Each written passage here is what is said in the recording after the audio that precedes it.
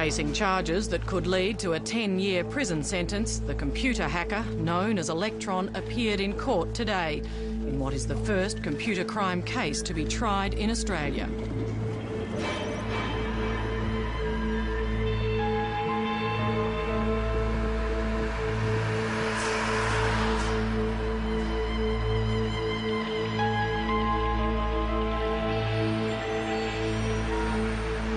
Tell me, in your own words, what fascination do you have with accessing computers overseas?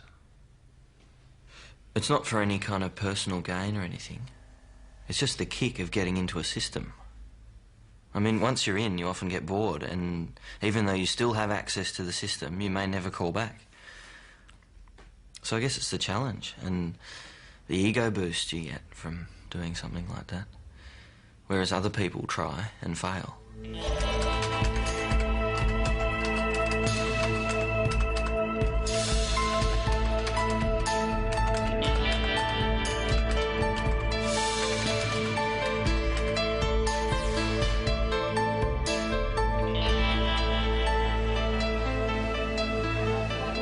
In the late 1980s, before there was public access to the internet, I was a computer hacker. And I was part of a hacking group known as The Realm. You? Ooh, say hi. Say hi. Electron was born in an outer suburb of Melbourne. His father was a music teacher, and his mother worked in a university. Mum was involved in computers. And I often wondered afterwards if that had anything to do with pushing me in that direction. I started writing computer programs with a pencil and paper when I was very young. I'd bought a book on basic computer programming which was aimed at kids. I think I wrote a primitive Space Invaders type program.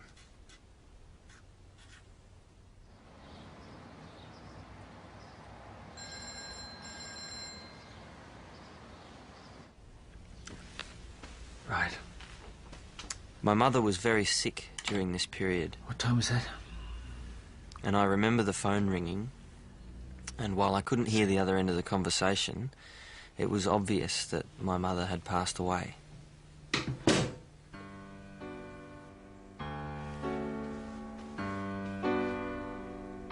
Mum's death had a huge impact on my father. He was pretty shattered by it, and I don't think he ever fully got over it.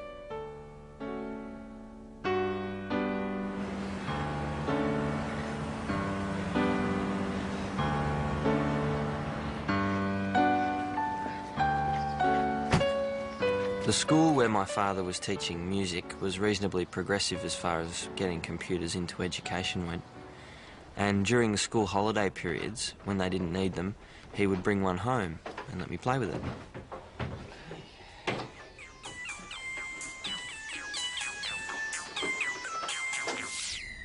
Wanting to know more about this world he had discovered, Electron bought his own computer when he was 16. At the same time, he read an article about how computer hackers had caused satellites to be moved in space. That motivated my wanting to get a modem. It was a 300 baud, and it was $90 at the time. The modem was responsible for turning my interest in computers into an obsession.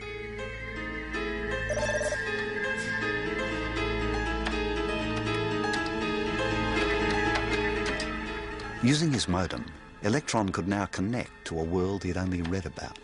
He soon discovered that Melbourne was the capital of this international electronic community.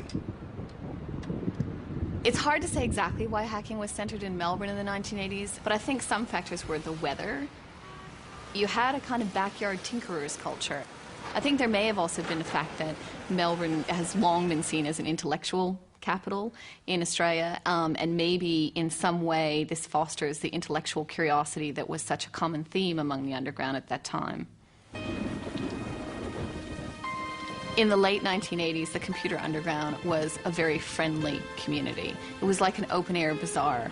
People didn't exchange money, they exchanged information. It was in many ways quite an innocent place where people would use handles instead of their real names to communicate online. They would take on a handle-like force that would imply they were powerful in some way, or Electron slipping under the net, or Phoenix. They could excel within this community through technical prowess and receive accolades from their peers that they weren't getting elsewhere in their lives.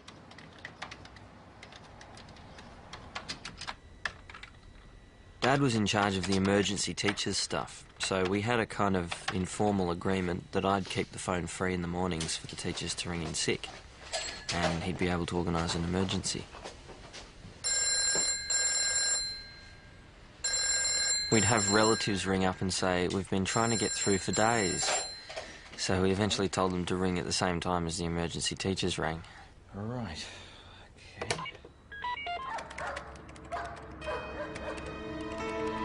I was spending 18 hours a day, sometimes more, breaking into computers. All day, or as it normally was, all night. And it didn't make my father very happy when the phone bills came in. Right, so who's going to pay for this? Just leave me alone. I'm confiscated. In the context of having quite a few arguments in the family situation, the keyboard and the screen don't argue.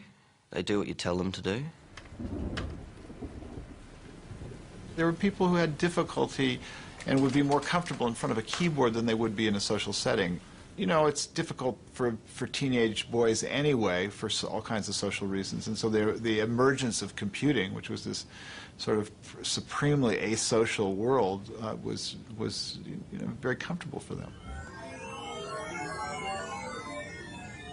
Before the movie War Games, hackers had been people who were around institutions like Stanford and MIT and were obsessed with big machines. It had nothing to do with breaking into computers. After the movie War Games, the term hacker came in the popular mind to be a teenage kid who spent his time breaking into computers. So it changed the meaning of the term hacker forever. I think War Games also created something of a model of behavior for kids who saw it as being cool to travel in these networks. War Games had a major impression on the psyche of the whole underground. It was the whole cloak and dagger thing, that there were security agencies and that type of thing involved.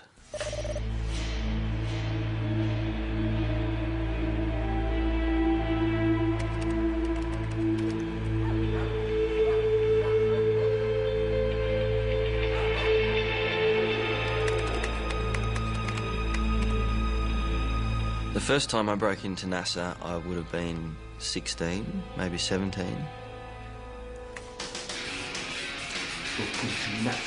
The feeling of exhilaration I felt was in direct proportion to the importance of the computer system that I was breaking into. So, yeah, breaking into NASA was very exhilarating. I felt it was an important step in my hacking career.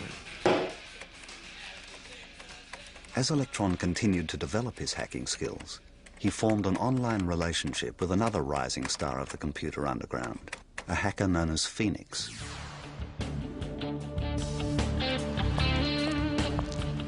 When I first knew of Phoenix, he was a user of telephone calling cards, which allowed him to make free international calls. But the fact that he seemed to have a constant supply of these cards made him quite popular because he was able to download lots of pirated software from the US and to access all of their hacking sites. It was a relationship of convenience, really. Phoenix was just far too brash, and that brashness rubbed me up the wrong way.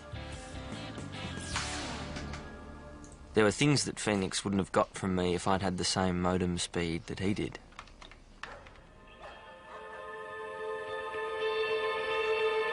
Hackers couldn't access the internet just by dialing up the way you might today.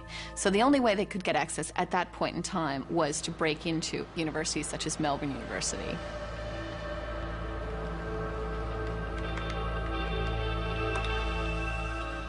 Phoenix had got a Melbourne Uni account off someone else and he'd passed it on to me.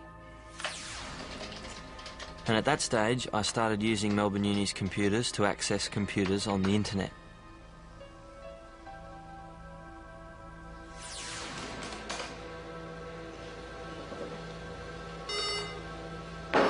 System administrators at Melbourne University regarded hackers as a nuisance and would trace their calls after first clipping the modem line.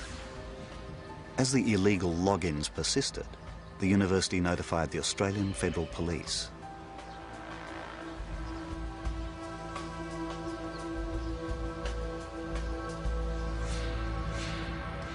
Well, there was a guy who had an account at Melbourne Uni, and I logged onto his machine anonymously and was having a chat to him. And he started talking about how Melbourne Uni had called in the Federal Police and Electron and Phoenix were involved in it, and it looks like there's going to be problems for them. I think initially we held conflicting views about whether the activities we were involved in were criminal or not. It was easy for us to think that this wasn't illegal and we weren't going to get into a lot of trouble. But on the other hand, it was nice to think that, oh well, maybe what we're doing is a bit naughty and perhaps a little bit illegal, and that makes it look a bit more romantic than it would otherwise.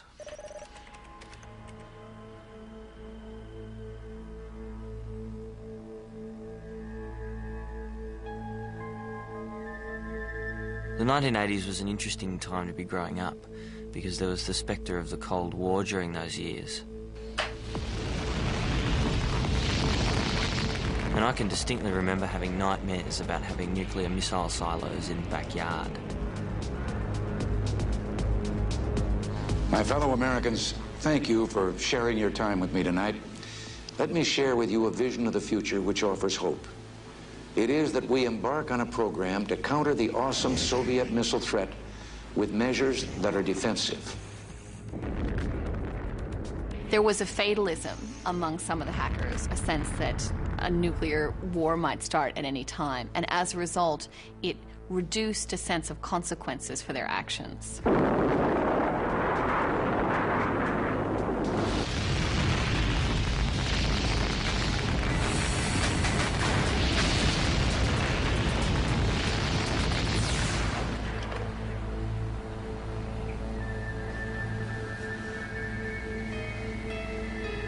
I remember logging on anonymously one night and these people were saying the only reason Electron hasn't launched any nuclear missiles yet, he's got all the launch codes, but they need to turn the key in the silo, and that's why he's unable to launch them.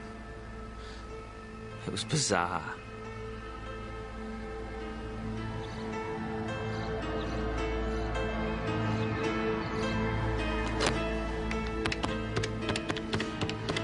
We had the United States Secret Service contact the Australian Federal Police because they'd had problems with hackers getting into some of the American systems.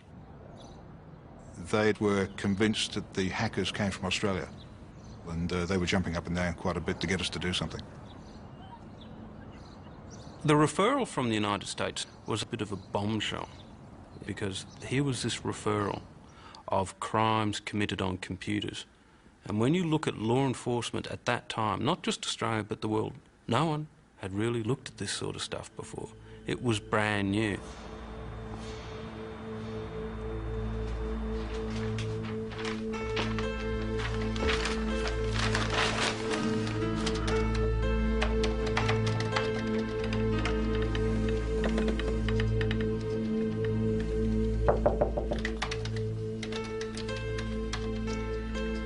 I'll leave your dinner here.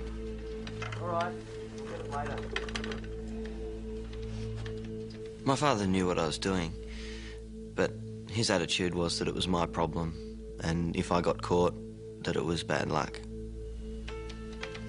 I think in some ways he saw computers as a positive thing and thought that if he's spending time on the computer, then that's an important skill. And that may have been partly why he was willing to turn a bit of a blind eye.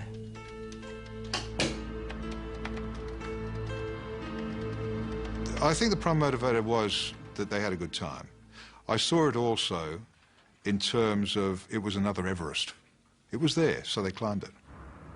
They were seen to be very clever, and they probably were very clever. There's no doubt about that. Very clever young people.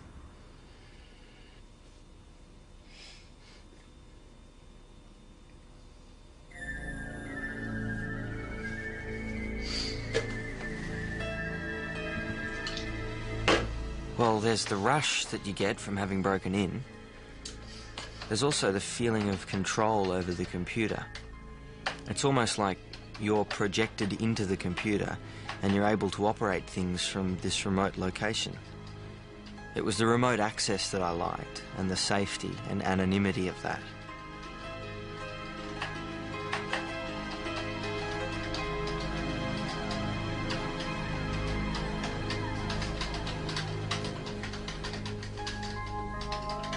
The realisation that I was addicted to hacking probably first came when I asked my father to hide the modem during exam times. It was the only way I was able to give myself any time to study. The first thing I normally did after studying for a couple of hours was start fossicking like a truffle pig looking for the modem.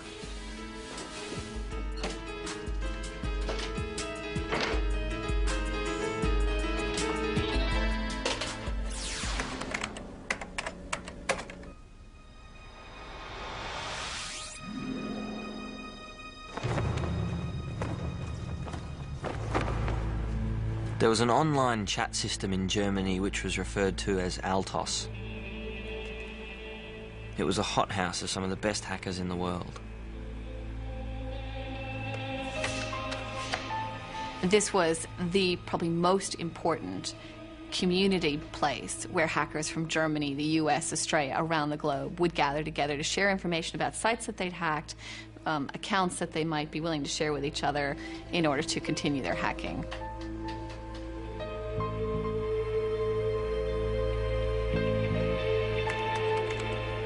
On Altos, Electron formed an online friendship with a West German hacker known as Pengo, who was part of a group known as the Chaos Computer Club.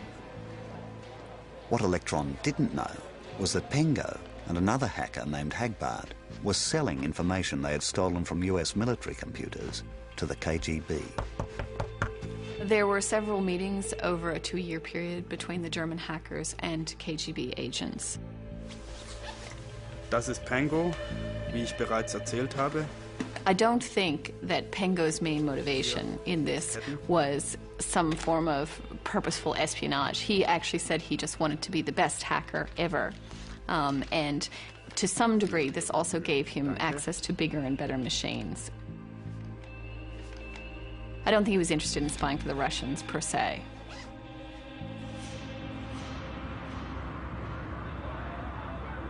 Like all the changes that have swept East Germany recently, the beginning of the end for the Berlin Wall came much sooner than was expected. The sense of being in an international community on Altos was really highlighted during important world events. Speaking live online to Pengo in Germany at the time of the fall of the Berlin Wall was quite an experience. It really gave you a feeling of a world without borders.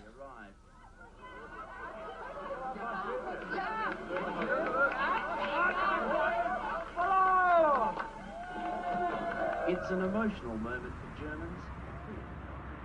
On Altos, the Australian hackers had a reputation as being among the best and the brightest. One reason this was true is because one of the Australian hackers, Force, had a program that was very valuable called DEFCON.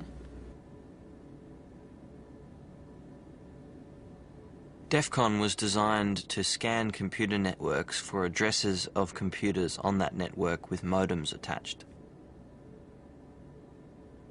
Force was at home alone one night running his famous DEFCON program, and suddenly it connected to a system, and he began receiving thousands of credit card numbers being dumped to his machine. When Force went through this giant data dump, he found in the last section some unusual credit card transactions. Some of them were for buying expensive cars, or eating out at restaurants, or even visiting brothels. And in fact, one of the people had a credit limit of $5 million. When Force checked the origin of the list, he found it came from one of the world's largest banks, Citibank.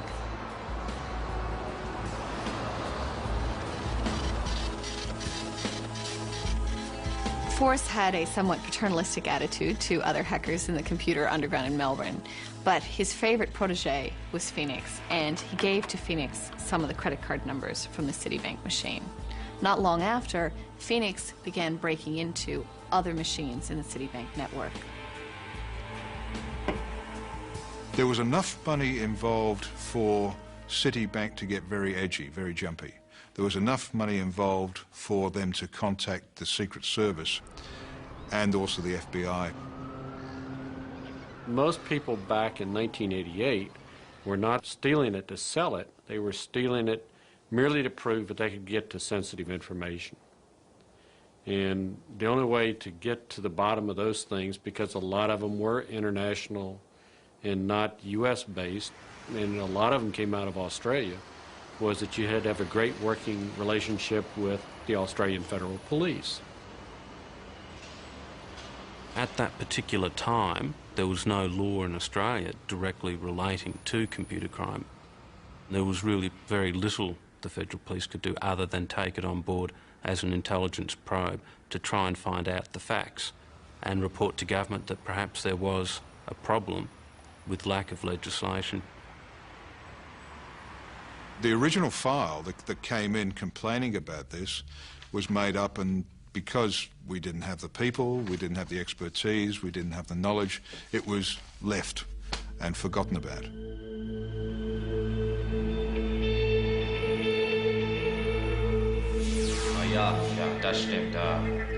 In the Northern Hemisphere, the West German police made headway in their own case when they arrested Pengo and his fellow hackers.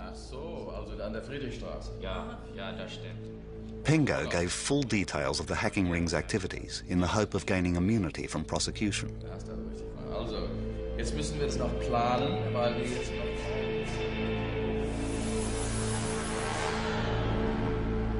The German case made the Australian hackers very worried. It created a paranoia that they were next on the list. The Australians were made even more paranoid by the fact that one of the ringleaders of the German group, Hagbard, was found burned to death. His petrol-doused, charred remains were found in a forest in Germany.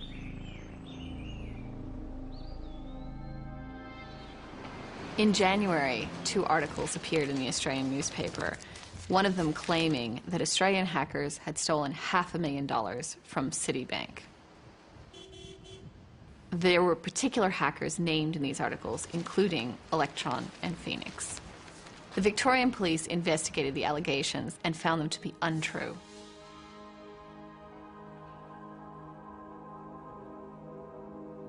The articles that were published in The Australian indicated that there were a certain number of informants.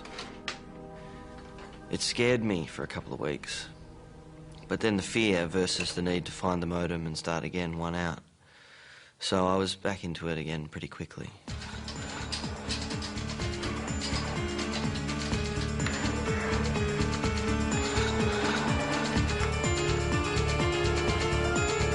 We probably had about 100 cases going over a 2 to 3 year period. And I'm not sure why, you can't explain why hackers were more prevalent attacking U.S. systems, but at that particular point in time they were.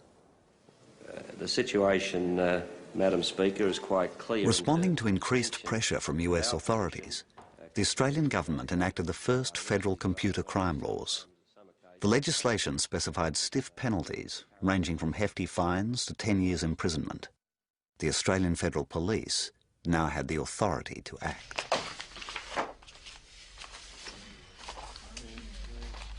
When the legislation came through, I was asked to set up a computer crime unit using the existing people within the physical computer area and then bringing in other people who were investigators.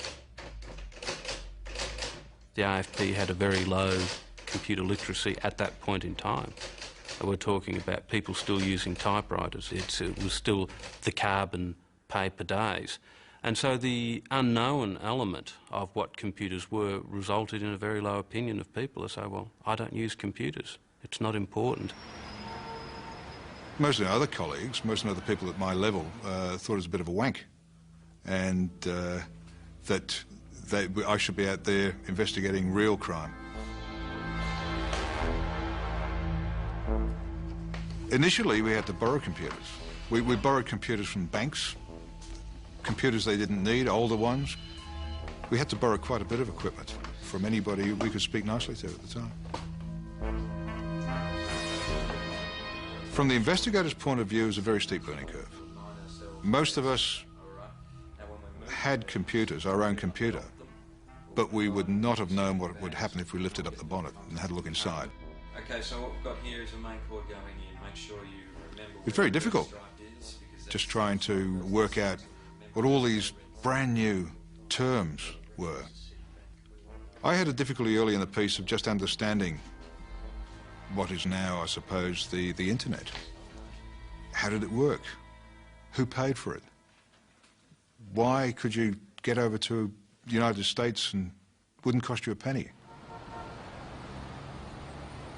The new legislation sent shockwaves through the underground community. While many chose to lay low, one unknown hacker was about to focus the international spotlight on hacking.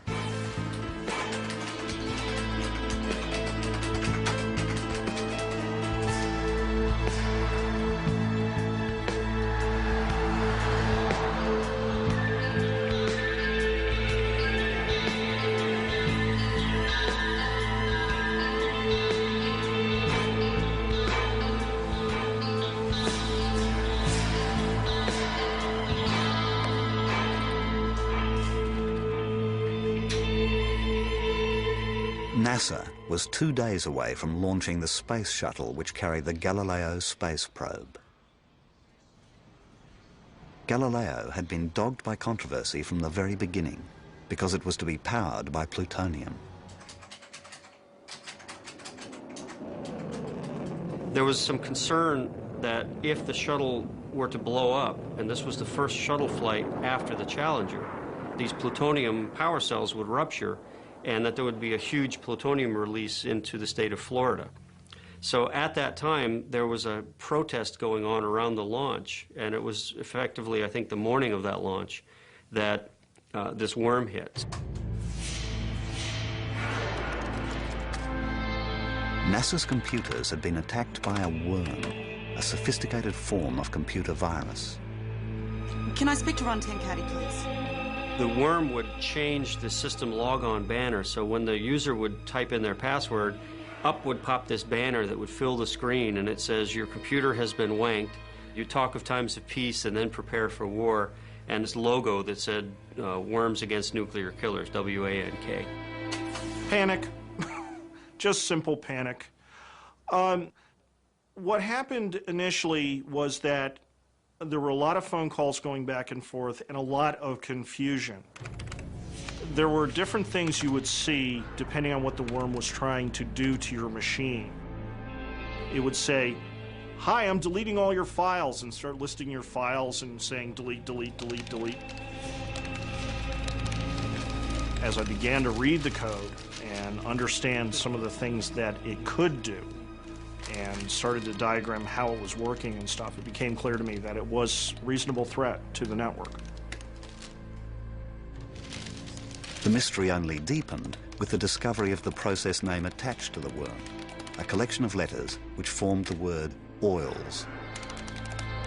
When I saw the word oils, I immediately knew it was the music band Midnight Oil. And so I began rummaging through my collection of Midnight Oil CDs looking for this lyric, "You talk of times of peace for all, but then prepare for war."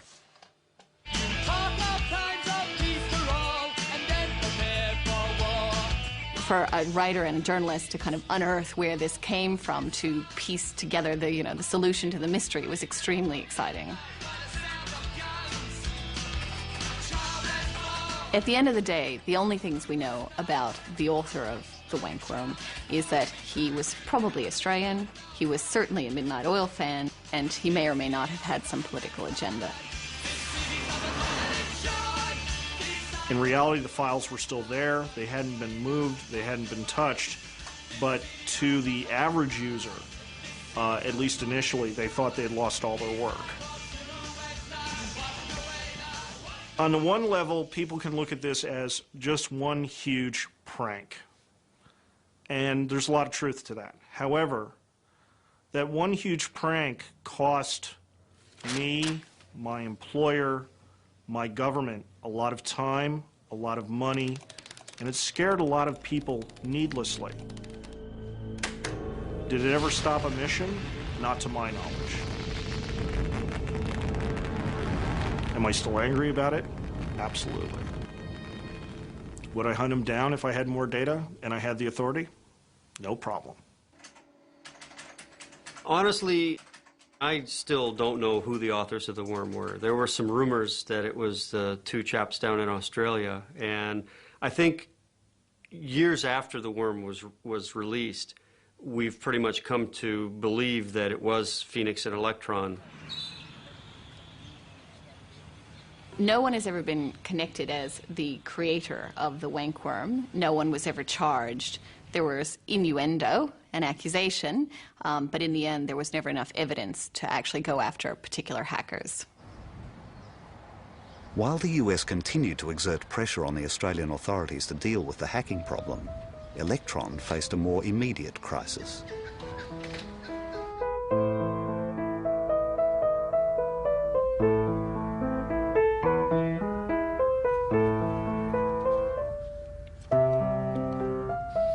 My father was very dedicated to his teaching. When he found out that he had bowel cancer, I don't think it came as a huge surprise to him. He'd had symptoms of bleeding for a long time, but he wanted to finish the year. When he first told me that he had cancer, it seemed hard to believe. I can specifically remember thinking, computers don't get cancer.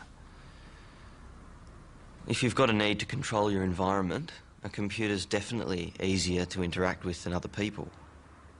And the sense of control I got from interacting with the computer was certainly in stark contrast to the control I had over other events occurring at the time. Did you hack those vaxes? No, I went to bed and hung up the phone. You?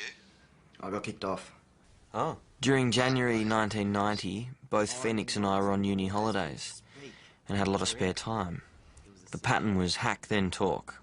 Hack, then talk. Check in again, compare notes, and then back to hacking. We had information of their conversations through the telephone intercepts. Yet to prosecute, we had to get evidence on their computers. Early in the piece, we could not get that data.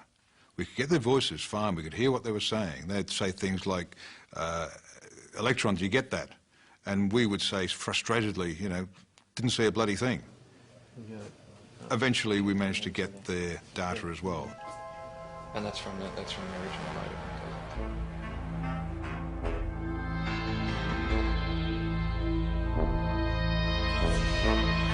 We could read the data in real time. That wasn't a problem. We could see it on our screens. But it was when we tried to record it and then play the recording back, all we initially got was a lot of hiss. At the same time, we've got other agencies from overseas and in Australia saying, do something, do something. And we're saying, well, we haven't got all the evidence together yet.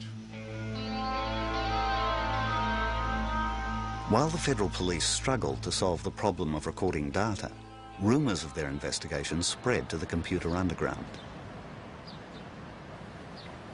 Force had a meeting with Phoenix sometime after the legislation was passed and indicated that the federal police had a list and that Phoenix's and my name were on the top of it. Phoenix probably slowed down for a few days, but I'm not sure that I even broke stride. Force left the hacking scene completely and became involved in music. He didn't have the same addiction to hacking that I did. As they became more consumed with hacking, Electron and Phoenix sought more powerful hacking tools to break into more and more computers. The most powerful tool at the time was called Zardoz.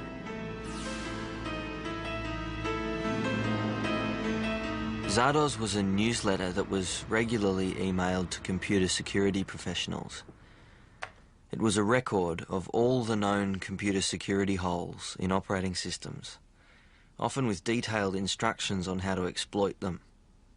Zardoz was seen amongst the hacker community as the Holy Grail. In February 1990, after several hours of trying, Electron finally succeeded in breaking into a computer belonging to Australia's leading scientific research organisation, CSIRO, where he found a complete archive of Zardoz. The only thing that stopped me grabbing it there and then was my modem. It would have taken me hours to download it at 30 characters a second. Not wanting to risk losing such a valuable prize, Electron compressed the Zardoz archive and hid it in a temporary directory on the CSIRO machine. He then started to mail backup copies to accounts he'd hacked at Melbourne University.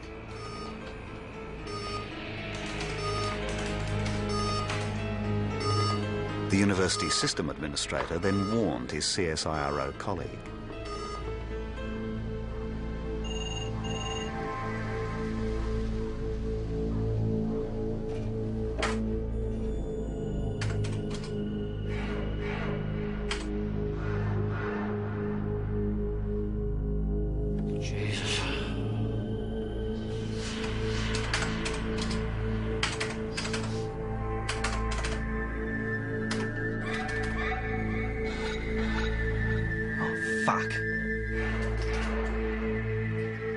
Although he had prevented the mail from being delivered, the system administrator had failed to notice that Electron's original copy of Zardoz was still hidden on the CSIRO machine.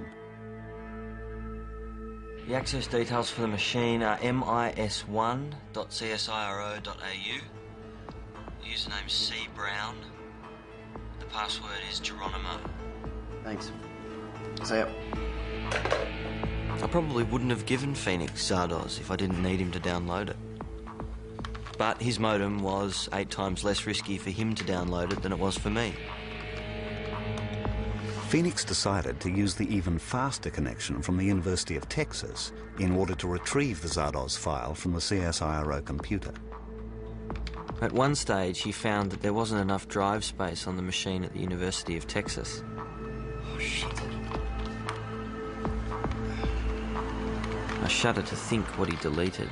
Phoenix had a habit of indiscriminate deletion.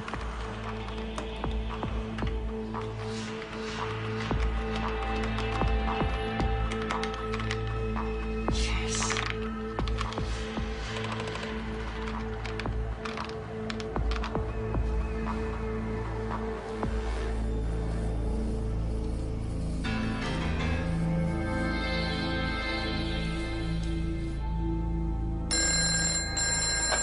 Yep. We got it. Great. I'm still loading her in. It's a damn big file. On the same day, the Australian Federal Police had their own breakthrough and finally managed to record the data coming from both the hackers' computers. The data intercepts had been done before, but at very low modem speeds. The problem was, how do you intercept the higher speeds?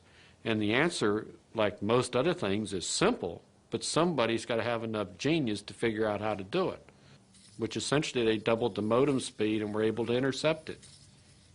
You got to give the Australian Federal Police a lot of credit because the rest of the world didn't know how.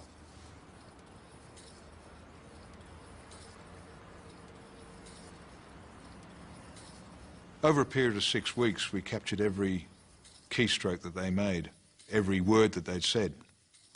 No, that's the wrong password file structure. You have to use FTP instead. Having Zardoz meant that almost every computer we accessed was up for grabs. I'm in. We were already on a bit of a frenzy at this stage, but Zardoz put a few more drops of blood in the water.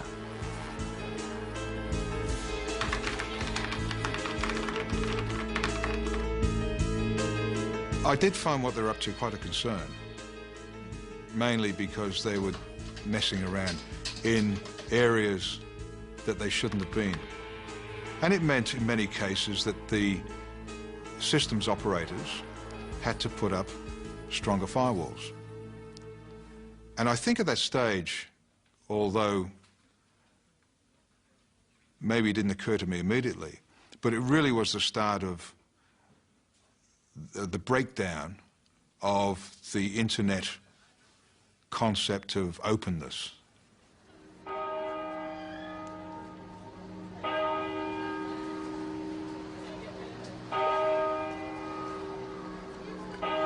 When you start out by hacking a number of universities and then you move up in the world to NASA, after that, what is there to do? The highest pinnacle is to break into the machines of the security experts. And that's what Eugene Spafford was. Spaff was very, very anti-hacker. Very lock 'em up and throw away the key. And we thought that he needed to be taken down a peg or two. I didn't set out to become an enemy of that community, but I also believed it was important that we start changing our behavior because computers were being used in more important places. Tell me what you're looking at. Phoenix and I talked through quite a lot of ways of getting into Spaff's machine, and eventually one of them worked. I'm in. There were a number of groups and individuals trying to break into my system, Phoenix being one of them. I didn't know what they were after, but kept the connection a little bit so that I could get an identification of where it was coming from, and then I disconnected the network. I'm a firm believer that one of the things that makes hacking so possible and so widespread is that the people doing that only see the computer and forget that on the other end there are people. Information about people, people who have their own dreams and who can be hurt by what's done.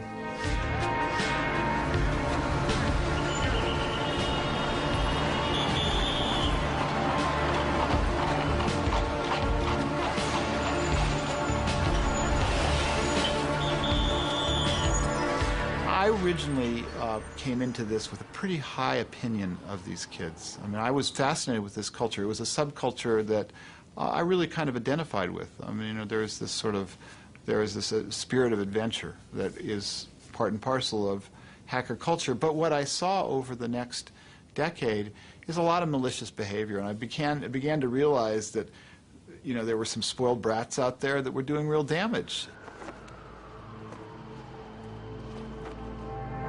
John Markoff reported that a worm had been coursing its way through various U.S. computer systems. In fact, what had happened is the Australians had been so active, had been breaking into so many machines in such a short period of time, that it looked like a worm, but in fact, it was people. Yes, John Markoff, please. This is John Markoff. Mr. Markoff. I got a call from a young man who said he was from Australia, and he was very upset that he had been sort of confused with the machine, and he was also trying to make the point that he was upset with some of the computer security people who were at odds with the hacker community. Because I was able to confirm the attacks, I ended up writing about it.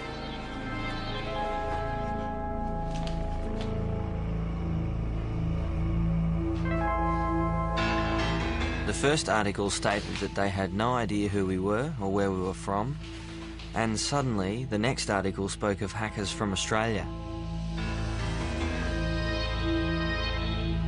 I was horrified, but to be honest, I was a little bit chuffed about the New York Times showing some interest in us. I knew that this article wouldn't go unnoticed. It really felt like the beginning of the end. I just really need you to hide this.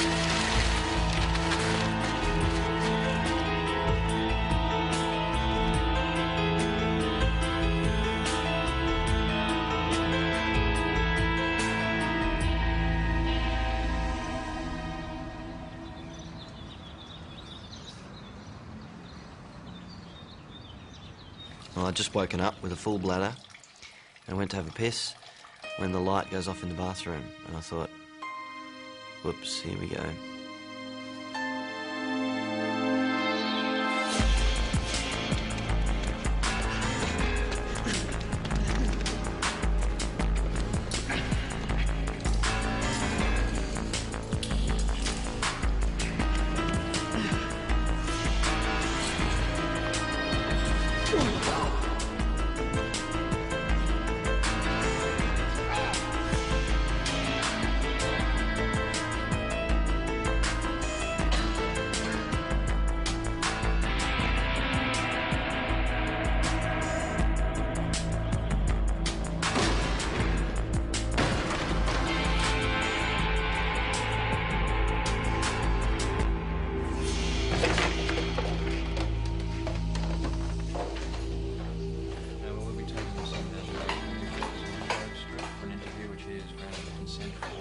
One thing the police didn't find was my modem. Dad had become so proficient at hiding it that even the Australian Federal Police couldn't find it.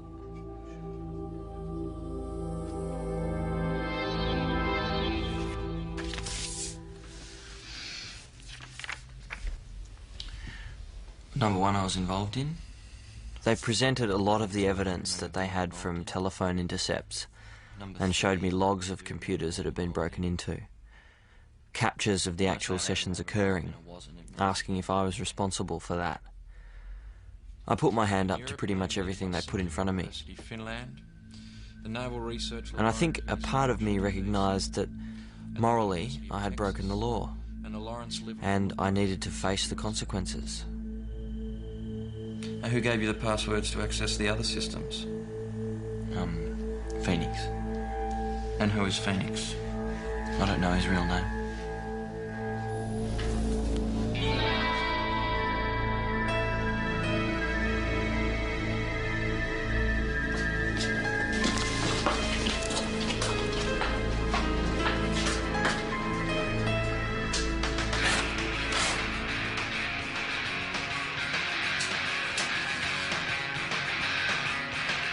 After the arrest, I felt there was a hole left in my life, and I needed to fill it. And I moved from one addiction to another.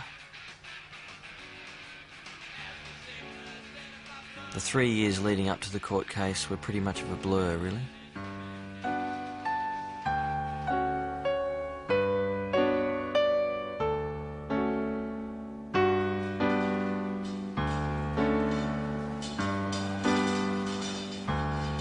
During this time, my father's condition deteriorated dramatically until he was finally admitted to hospital.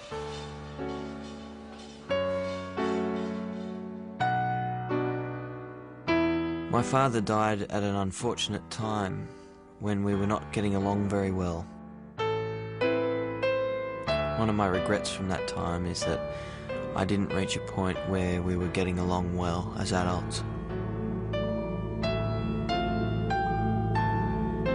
After my father passed away and before the sentencing, the stress and the pressure from the court case and the copious amounts of drugs I was taking led me to becoming more and more mentally unstable.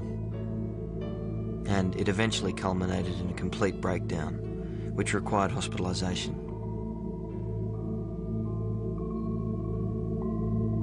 I was facing 10 years in prison. It was probably touch and go as to whether I was going to come out of things at the other end. After a month of intensive treatment, I was able to return home. Though not fully recovered, I had to prepare myself for the upcoming court case. Because mine was the first computer crime case to be tried, I was worried about how severe the sentence might be. I was also concerned that they would want to send a strong message out to other hackers.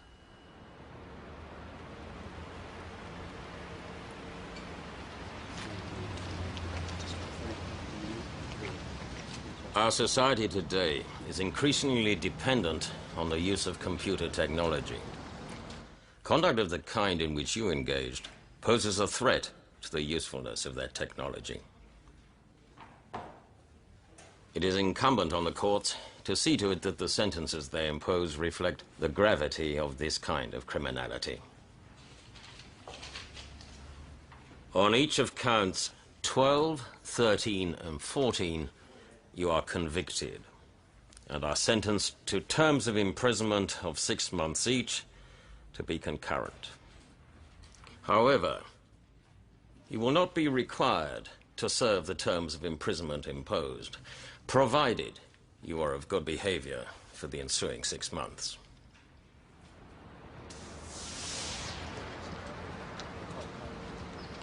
Your conduct revealed arrogance on your part, open defiance, and an intention to beat the system. I have no doubt that certain sections of the community would regard anything other than a custodial sentence as less than appropriate. But after much reflection, I've concluded that an immediate term of imprisonment is unnecessary.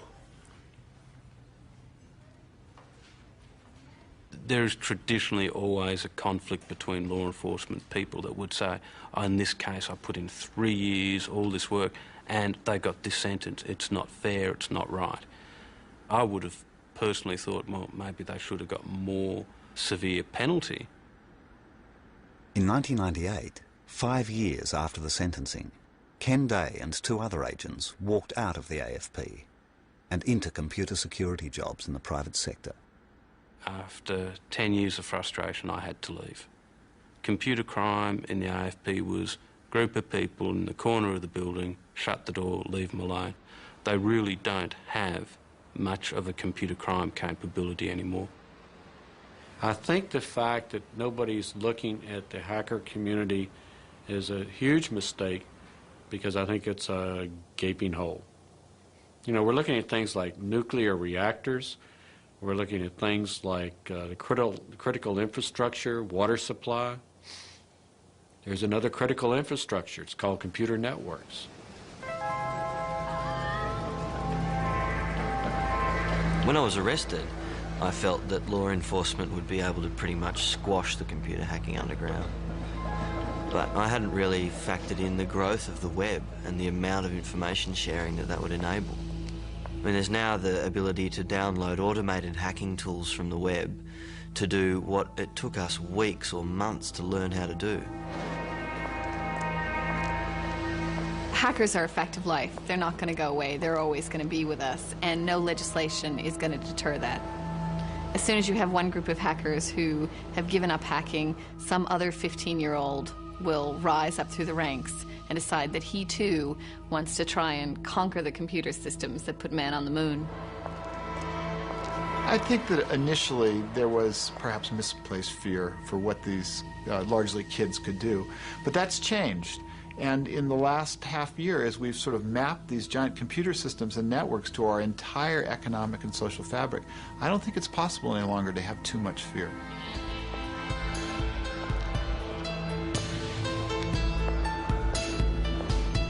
The amount of detail I share with current acquaintances and even friends about my past life is limited. I mean, there's situations where I outright lie about certain aspects of my past. How I would like to be remembered is very different from how Electron as a computer hacker will be remembered. I would much rather have been involved in building the infrastructure of the internet during that period rather than breaking into it.